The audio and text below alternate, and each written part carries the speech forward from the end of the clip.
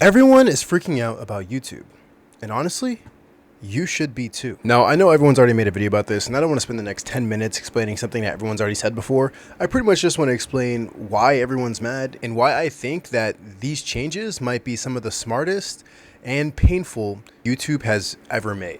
Because believe it or not, I don't think this update is just about YouTube monetization. I think it's about the survival of the website itself. So here's what's happening. YouTube is raising the requirements needed for creators to even start earning money in the first place. And for a lot of creators, this news is devastating. If you're already struggling to get views and you're already struggling to get recommended in an algorithm that pretty much only shows people with 100K views or more, now it feels like the finish line just got pushed back even farther than it already was. And people's reaction to this has been, well, kind of shit.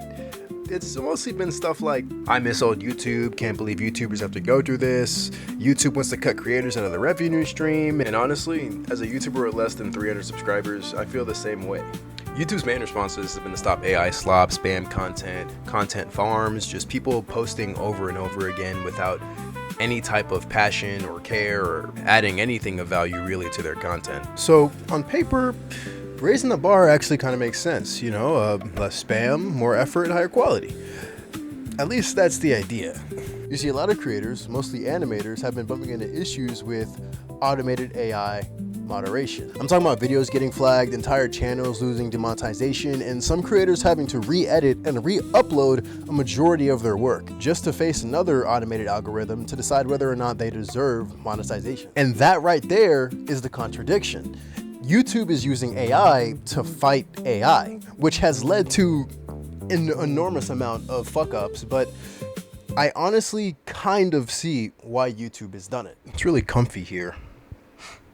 Can I record the rest of the video like this? Now, don't get me wrong, automation is automatically bad, but when you're dealing with millions of uploads a year, thousands a day, humans simply just can't review everything. But it's when genuine creators get caught in that net that people just start losing trust. And this is where I think people are missing out on the bigger picture. This isn't just about small creators not getting paid. It's about where the ideas are coming from. Think about some of your favorite creators. They didn't start with millions of subscribers. They started with a cheap microphone, a cheap camera, zero budget, and an idea.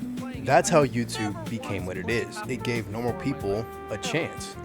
But lately, it feels like the recommendeds have become more predictable. The same games, the same editing style, the same thumbnails, the same drama, the same content. Every single day.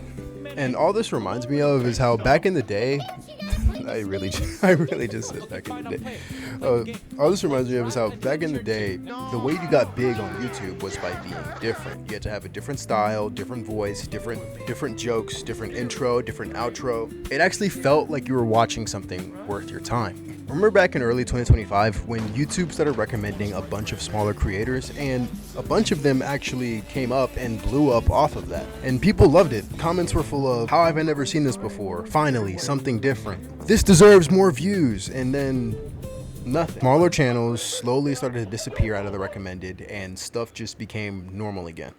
And people think this only affects YouTube, because YouTube isn't just a website anymore. It's where the next generation of filmmakers, animators, content creators, musicians, everyone's pretty much gonna come from.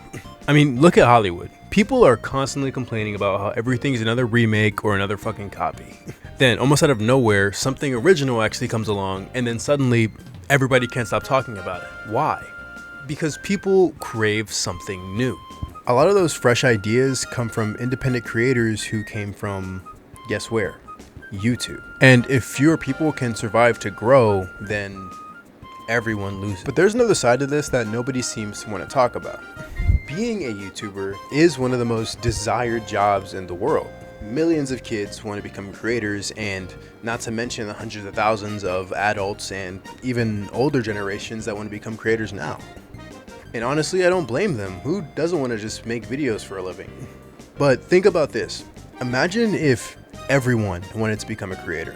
I'm talking millions chasing views, millions looking at the algorithm, millions trying to make it, while people need engineers, doctors, lawyers, teachers, electricians, mechanics, and so on.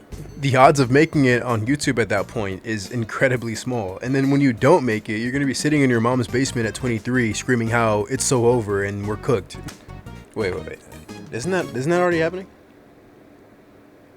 Fuck. With that being said, maybe, just maybe, raising the bar for monetization might actually be the smart move, because it forces these lazy people to ask themselves a question. Am I actually creating something passionate, or am I just chasing money? Because if it's the second option, then that means this update probably isn't for you. My neck is killing me. I gotta get out of this fucking spot.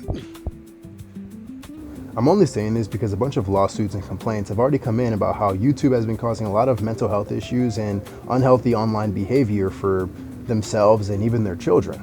And being one of the biggest companies in the world, showing governments that you're actively trying to put blocks for less spam, higher moderation, and higher quality videos before governments do it themselves might actually be the smarter move.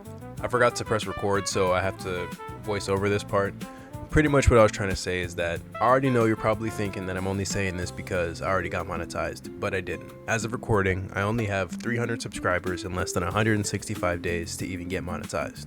So I'm going to be running the exact same race everybody else is, just like the people before me, the people right beside me, and the people who are going to be trying to make it after this update. And I really believe that if you try hard enough, you can make it just like I'm trying to. And if you believe that too, then please listen to what I have to say. So no, I am not celebrating this update, but I am trying to understand it. Because maybe this isn't YouTube trying to kill small creators, maybe this is YouTube trying to save itself. And if that's true, then what I'm trying to say is this. Lock the fuck in and post something. Don't look at the YouTube watch hour requirement as a reason to quit. Look at it as proof. Proof that this actually works. Proof that you can genuinely make money off of this. So much money, in fact, they had to raise the barrier to entry. Proof that one video, one upload, can genuinely change your life faster than you ever thought possible. But you don't have a lot of time. And there are more eyes on the internet than ever before. So this is your chance. And this is your proof. With that being said, that's pretty much everything. I'll see you next time. But remember this. Lock the fuck in and post something. Because you never know what can blow up in your face. Where did you come from, baby?